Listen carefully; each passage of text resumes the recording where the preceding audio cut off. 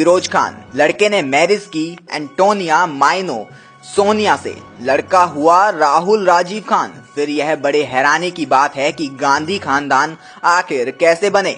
आइए जानते हैं। कांग्रेस का जन्म आज से 132 साल पहले अफगानिस्तान में हुआ था। गाजी खान ने अंग्रेजों के साथ मिलकर यह पार्टी बनाई थी। आपको बता दें, गाजी खान के 3 लड़के थे। सबसे बड़ा फैजल खान, दूसरा सलीम खान और सबसे छोटा मोइन खान। यानी बाद में हिंदुओं को भारत से मिटाने के लिए बना नकली हिंदू मोतीलाल नेहरू। पहला फैजल खान एक बीमारी की वजह से 14 साल की उम्र में ही मर गया। दूसरा सलीम खान शादी के बाद कश्मीर में रहने लगा। आपको बता दें, उसी सलीम खान के वंशज की औलाद आज कश्मीर में फारूक अब्दुल्ला और अमर अब्दुल्ला है, जो कांग्रेस के साथ है। अब बात आती है गाजी खान की। गाजी खान ने चुनाव लड़ा पर कभी जीता नहीं। गाजी खान के मरने के बाद तीसरा मोइन खान फायदे के लिए हिंदू बनकर अपना नाम मोतीलाल नेहरू रख लिया, पर वो भी कभी चुनाव नहीं जीता। तीसरा उसके बाद मोतीलाल की औलाद जवाहरलाल नेहरू ने जिन्ना के साथ मिलकर रणनीति बनाई कि जब अंग्रेज 1947 में देश छोड़े तो देश का बंटवारा करके जिन्ना को पाकिस्तान का पीएम बनाया जाएगा और नेहरू को इंडिया का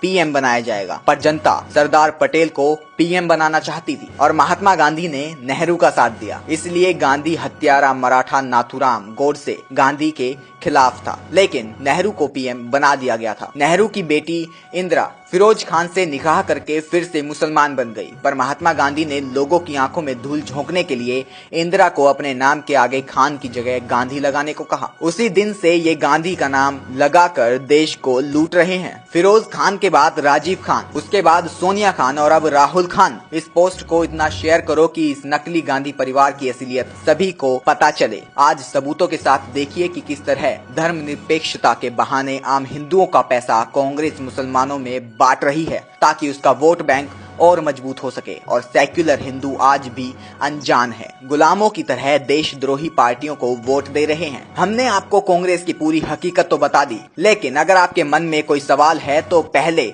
हमारे इन सवालों का जवाब जरूर दें। जब पाक अधिकृत कश्मीर बना तब सरकार किसकी थी? जब मुंबई पर हमला हुआ तब सरकार किसकी थी? जब चाइना में जमीन हड़पी तब सरकार किसकी थी? जब वीर सैनिकों के सर काट के पाकिस्तान ले गए तब सरकार किसकी थी? बोफर्स का घोटाला हुआ तब सरकार किसकी थी? सैनिकों की वर्दी का पैसा खा गए वो सरकार किसकी थी? सरदारों का कत्ले आम किया वो सरकार किसकी थी? शिमला का समझौता कर देश बेशकीमती जमीन पाक को दे दी गई तब सरकार किसकी थी? आसाम में हिंदुओं का खून बहा तब सरकार किसकी थी? कश्मीर पंडितों को मारा गया तब सरकार किसकी थी? कॉमनवेल्थ का घोटाला हुआ तब सरकार किसकी थी? कोयला घोटाला हुआ तब सरकार किसकी थी? 2G का घोटाला हुआ तब सरकार किसकी थी? दूरदर्शन के लोगों से सत्यम शिवम सुंदरम हटाने वाली सरकार किसकी थी? भारतीय मुद्रा से सत्यमेव जयते हटाने वाली सरकार आखिर किसकी थी? वंदे मातरम का अपमान किया,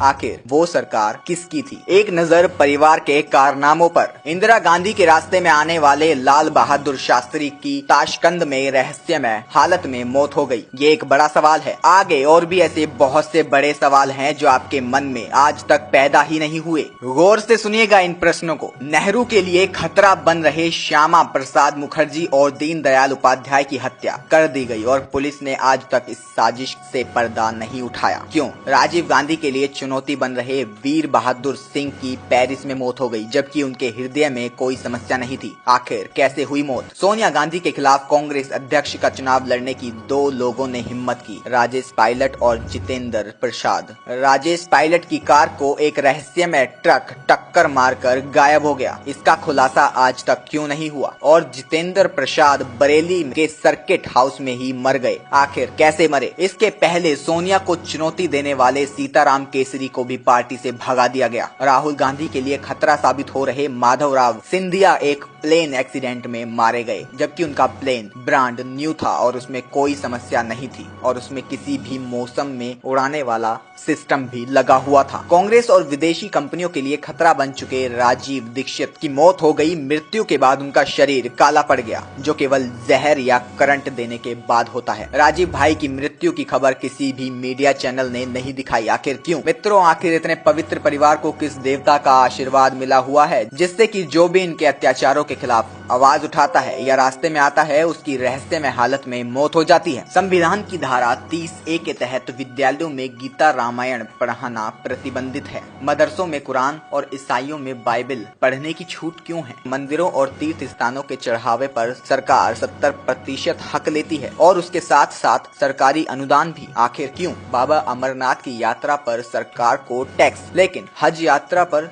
सब्सिडी, आखिर ऐसा क्यों? धर्मनिरपेक्षता को मारो, इच्छा है तो इस मैसेज को आगे बढ़ाओ, वरना खुद को हिंदुस्तानी मत कहलाओ। भारत माता की जय, वंदे मातरम। वीडियो एडिटर पुष्पा चौधरी के साथ Nikhil Verma, only news 24x7 team, Delhi. तो देखा आपने, ये है कांग्रेस की असली सच्चाई। अभी भी अगर किसी की नींद नहीं खुली है तो आंखों को पानी से धोकर फिर से एक बार इस न्यूज को देख ले, क्योंकि कल को अगर फिर कांग्रेस राज आया तो हिंदू राज खत्म होने से आप भी नहीं रोक पाएंगे।